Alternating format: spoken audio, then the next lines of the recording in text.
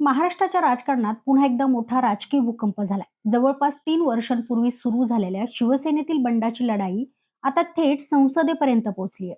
लोकसभा अध्यक्ष ओम बिर्ला यांनी ठाकरे गटाच्या 6 बंडखोर खासदारांच्या शिंदे सेनेतील विलिनीकरणाला मान्यता दिली आहे. आणि या एका निर्णयामुळे एकनाथ शिंदे यांची ताकद संसदेत मोठ्या प्रमाणात वाढलेली पाहायला मिळते. शिंदे सेनेचे खासदार 7 वरून थेट 13 वर झाले आहेत, तर उद्धव ठाकरे यांच्या शिवसेनेकडे आता केवळ 3 खासदार उरलेत. पण हा फक्त 6 खासदारांचा विषय अजिबात नाही.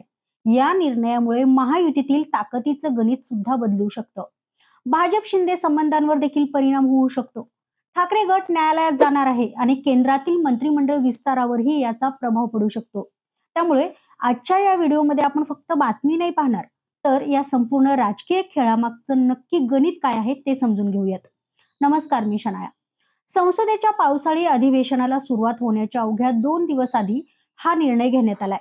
राजकारणात वेळेला खूप महत्व असतं. अधिवेशन सुरू होण्यापूर्वीच हा निर्णय झाल्यामुळे शिंदे सेनेचं वाढलेलं संख्याबळ अधिकृतपणे संसदेत मान्य झालं आहे. यानंतर शिंदे सेनेचे 13 खासदार झाले, तर ठाकरे गटाचं संख्याबळ 3 वर आलं आहे. त्यामुळे महाराष्ट्रातून लोकसभेत शिंदे सेना काँग्रेसच्या बरोबरीचा सर्वात मोठा पक्ष ठरलाय. विशेष म्हणजे महाराष्ट्रातनं भाजपचे लोकसभेत 9 खासदार आहेत. म्हणजेच संसदेत संख्येच्या दृष्टीने शिंदे सेना भाजपपेक्षा देखील मोठी ठरली आहे. अर्थात याचा अर्थ भाजप कमकुवत झाला आहे असं अजिबात नाही. पण महाराष्ट्रातील मित्रपक्ष म्हणून शिंदे सेनेचं महत्व हे निश्चितच वाढलंय. आता प्रश्न असा पडतो की हे 6 खासदार अचानक शिंदे सेनेत का गेले? यामागे अनेक महिन्यांपासून तयारी सुरू होती असं सांगितलं जाते. 22 जून रोजी या 6 खासदारांनी शिंदे सेनेत जाहीर प्रवेश केला. त्यांनी आपल्या मतदारसंघाच्या विकासासाठी हा निर्णय घेतल्याचं त्यांनी सांगितलं. अर्थात यात किती सत्य आहे ते तुम्ही तपासून पहा. या मोहिमेला शिंदे सेनेचे ऑपरेशन टायगर असं नाव दिलं. या 6 खासदारांमध्ये धाराशिवचे ओमराजे निंबाळकर, शिर्डेचे भाऊसाहेब वागचोरे, हिंगोलीचे नागेश अष्टीकर, वाशिमचे संजय देशमुख, ईशान्य मुंबईचे संजय दिना पाटील यांच्यासह एकूण 6 खासदारांचा समावेश आहे. या प्रवेशानंतरच लोकसभा अध्यक्षांकडे विलिनीकरणाची प्रक्रिया पूर्ण करण्यात आली आणि आता तिला अधिकृत मान्यता देखील मिळाली. मात्र इथूनच पुढे सुरू होते ती खरी कायदेशीर लढाई. कारण ठाकरे गटाने हा निर्णय अजिबात मान्य केलेला नाही. त्यांचं असं म्हणणं आहे की केवळ विधिमंडळ पक्षातील सदस्य हे दुसऱ्या पक्षात गेले म्हणजे मूळ राजकीय पक्षाचे विलिनीकरण होत नाही. पक्षांतर बंदी कायद्यानुसार मूळ संघटनात्मक पक्षाचंही विलिनीकरण करणं आवश्यक असतं.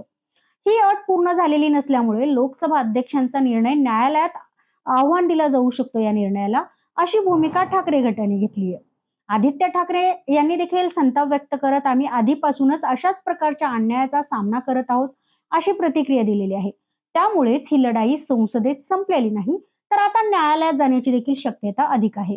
आता या संपूर्ण घडामोडींचा सर्वात मोठा फायदा कोणाला झाला तर तो म्हणजे एकनाथ शिंदे यांना.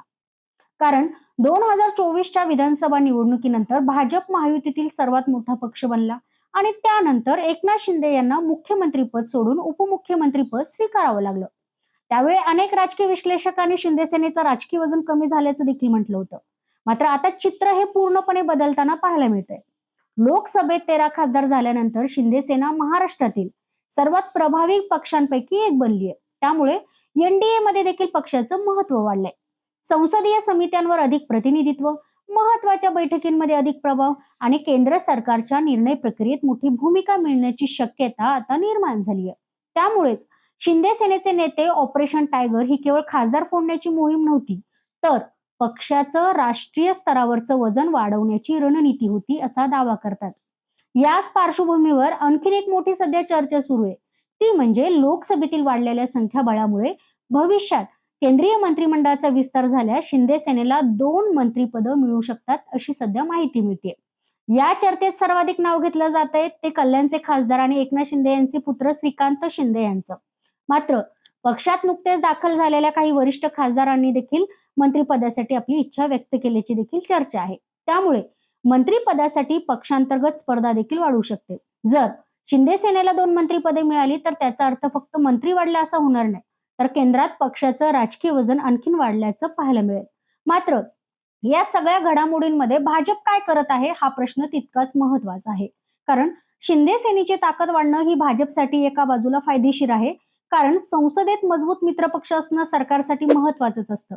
पण दुसऱ्या बाजूला कोणत्याही एका मित्रपक्षाचं राजकीय वजन खूप वाढू नये याचाही भाजप विचार करत असल्याच्या चर्चा सध्या राजकीय वर्तुळात आहेत. आणि याच कारणामुळे शरद पवार गटाचे प्रदेशाध्यक्ष जयंत पाटील यांनी मुख्यमंत्री देवेंद्र फडणवीस यांची घेतलेली भेट हा चर्चेचा विषय ठरली आहे.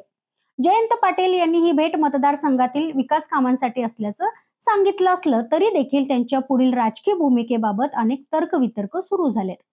आणि माझ्या माहितीनुसार शिंदे सेनेवर राजकीय वचक ठेवण्यासाठी भाजपने शरद पवार गटाशी संवादाचे मार्ग खुले ठेवल्याची देखील चर्चा आहे. यामागचं राजकीय गणित समजून घेणं देखील तितकंच महत्वाचं आहे. कारण सध्या शरद पवार यांच्या राष्ट्रवादी काँग्रेसकडे लोकसभेत 8 खासदार आहेत, तर अजित पवार यांच्या राष्ट्रवादीकडे 1 खासदार आहे. हे दोन्ही गट जर भविष्यात एकत्र आले तर त्यांचं एकत्रित संख्याबळ हे 9 खासदारांपर्यंत पोहोचेल. म्हणजेच आजच्या घडीला 13 खासदारांसह शिंदे सेना त्यांच्यापेक्षा मोठी ठरते. त्यामुळे भाजपसाठी शिंदे सेना हा अत्यंत महत्वाचा मित्रपक्ष बनलाय. मात्र त्याच वेळी भविष्यातील राजकीय पर्याय खुले ठेवण्याची रणनीती देखील भाजप आखत असल्याची सध्या चर्चा सुरू आहे.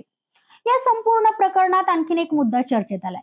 पश्चिम बंगालच्या माजी मुख्यमंत्री ममता बॅनर्जी यांच्या नेतृत्वाखालील तृणमूल काँग्रेसमधनं फुटलेल्या 20 खासदारांच्या गटाने nationalist citizens party of India म्हणजेच NCPI मध्ये विलिनीकरणाचा दावा केलाय.